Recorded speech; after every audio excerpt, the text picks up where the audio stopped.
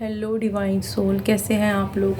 Hope आप सब अच्छे होंगे और अपनी जर्नी को बहुत अच्छे से लीड और असेंड कर रहे होंगे। God bless you to all. Welcome to my channel Whisper of Soul Tarot 555। I am Tara, your soul sister. Last 2-3 days से मैं आपके लिए कोई गाइडेंस लेकर नहीं आई। वजह ये थी कि डिवाइन की तरफ से मुझे कुछ रिसीव नहीं हुआ था, और जब तक हमें कुछ क्लियरली डिवाइन की तरफ से नहीं मिलता ना, हम आपको फॉरवर्ड नहीं कर सकते, अपनी तरफ से कुछ नहीं बता सकते, क्योंकि हम कोई कर्मा क्रिएट नहीं कर सकते जिसकी वजह से हमारी जर्नी पर इफ़ेक्ट होता है। आपको पता है, इस जर्नी में हम कर्मा पर ख़ास ध्यान रखते हैं। तो आज मेरे पास आपसे कुछ डिस्कस करने के लिए था, इसीलिए मैंने ये वीडियो बनाया है। आपने ये कार्ड देखा होगा। मैंने ये वीडियो बनाने से पहले एक बार फिर डिवाइन से कंफर्मेशन मांगी थी, तो डिवाइन ने मुझे ये कार्ड दिया था करेज का। इसमें आपने ईगल को देखा होगा। ईगल जो है ना, वो मेरा स्पिरिट बर्ड है। आप में से बहुत सारे लोगों का स्पिरिट बर्ड और एनिमल होते हैं, इस तरह ईगल मेरा स्पिरिट बर्ड है। ये कार्ड था करेज का। Courage lies within you, you have the power to overcome anything. यानी हमारे अंदर है ना, गॉड गिफ्टेड है ना, करेज होती है। कहीं ना कहीं हम बहुत करेजियस होते हैं, मगर ड्यू टू सम रीज़न हम है ना थोड़े से मतलब डरने लगते हैं, कुछ परेशान हो जाते हैं, कुछ इमोशंस, कुछ वोंट, बहुत सारे रीज़न्स होते हैं। अभी हम उस रीज़न के बारे में बात नहीं करेंगे, अभी हम सिर्फ करेज के बारे में बात करेंगे। और इस करेज के बारे में बात करने से पहले मैं आपसे कुछ डिस्कस करना चाहती हूँ जो कि रिलेटेड है, ठीक है।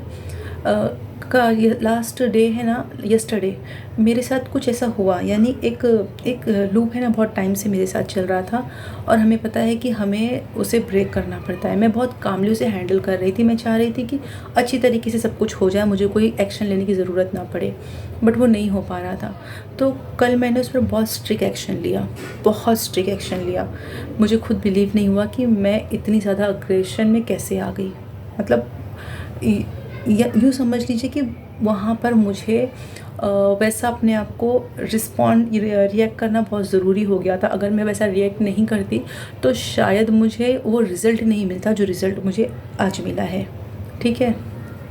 तो कहीं कहीं मैंने आपसे कहा ना कि कहीं कहीं हमें अपना एक एंगर शो करना पड़ता है, एक अग्रेशन शो करना पड़ता है, मगर वो बहुत रेयरली केस में हम करते हैं।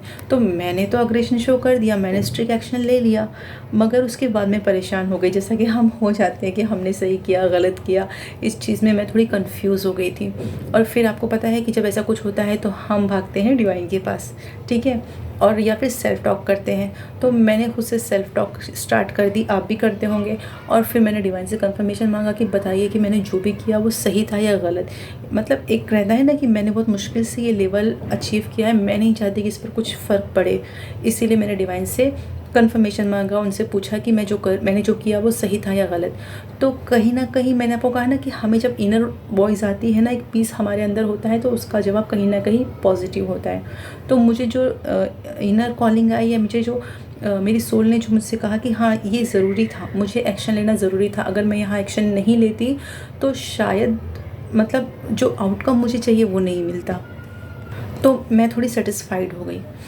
मगर डिवाइन तो फिर डिवाइन है, उनका समझाने का तरीका अलग होता है, और इसके साथ साथ उन्हें बताना भी होता है कि इसका मतलब जो आपने किया उसका क्या आपको बेनिफिट हो सकता था या आपको क्या नुकसान हो सकता था।